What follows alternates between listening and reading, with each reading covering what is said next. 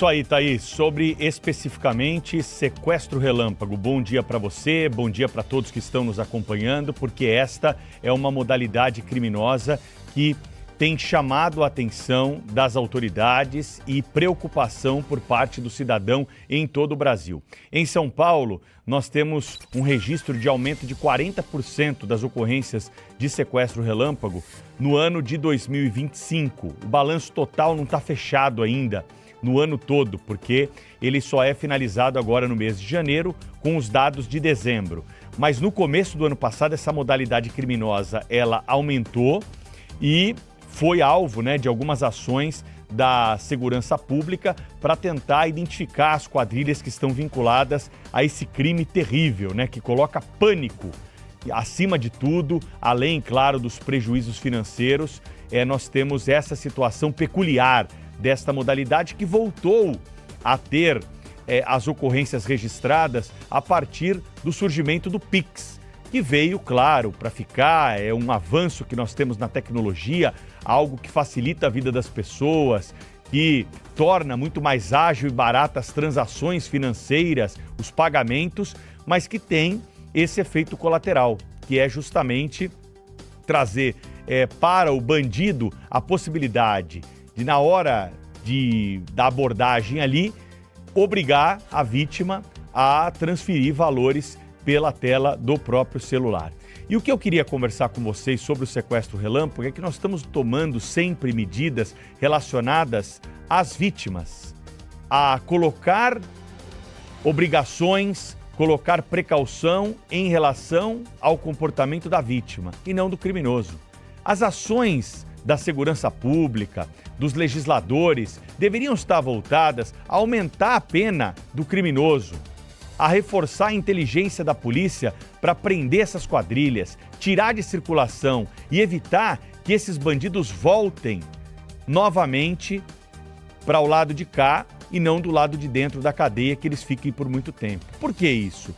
Porque quando nós temos a descoberta dessa modalidade crescendo, a primeira medida adotada pelo Banco Central é o quê? Vamos criar um botão de pânico, vamos criar um botão de análise para aquele Pix, de contestação para aquela transferência.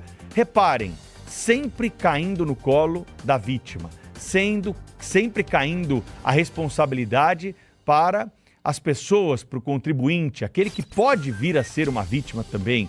Tanto é que nós temos até no Brasil a possibilidade de limitar a quantidade de uma transferência via Pix. Muita gente não sabe disso, E talvez descubra agora, ouvindo a gente conversar sobre esse assunto, e vai correr até o banco para colocar travas. Olha quantas obrigações nós temos e ainda corremos o risco de tomar um revólver na cabeça e ver o bandido bravo e até mesmo disposto a cometer atos de violência mais severos ao ficar inconformado com a quantia que você tem ali para transferência no celular. Nós temos a modalidade do celular do ladrão. Quem nunca ouviu falar nisso? Um celular que fica dentro da casa para a pessoa não ter em mãos ali a possibilidade de realizar transferências e ter prejuízo financeiro caso venha a ser abordado ou abordada por um criminoso. O caso dessa semana, que aconteceu dentro de um supermercado em São Paulo, acendeu novamente a discussão.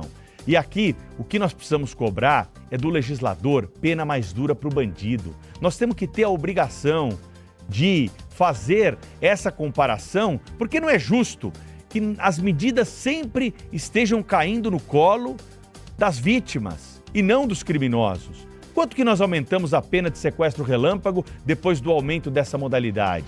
As penas começam aí de 6 a 12 anos, 8 a 15, dependendo do número de vítimas, do tempo do sequestro, se ele dura tantas ou mais do que 24 horas, quantas pessoas estão envolvidas nessa ocorrência, quantos bandidos estão reunidos para praticar o crime, se teve arma de fogo ou se não teve. Se resultou em lesão corporal e morte, a pena aumenta bastante, é verdade. Mas precisamos também punir o criminoso que trouxe, uma situação que precisa ser superada apenas com tratamento, porque a pessoa não esquece o que passou na mão do bandido por aquelas horas, as ameaças que são feitas e além de tudo, o prejuízo financeiro que muitas vezes não é recuperado na sua totalidade. Quem tem seguro tem que acionar esse seguro, demora para receber os valores, tem compromissos para serem honrados e não tem dinheiro na conta e muitas vezes tem até empréstimo que é feito pelo criminoso. E nós não conseguimos rastrear esse dinheiro, chegar a essas pessoas com tanta tecnologia que temos? Essa é a pergunta que precisa ficar. Nós precisamos dar um basta nessa história de sempre colocar responsabilidade para o cidadão e começar a colocar no colo do bandido pena mais severa para frear ou pelo menos não estimular que novos criminosos comecem a entrar nessa vida e sigam nessa empreitada associado às grandes quadrilhas, às grandes organizações que são os financiadores das armas, dos instrumentos necessários para a prática desses delitos. Nós vamos para Brasília, na capital federal, onde está o Adriano Oliveira,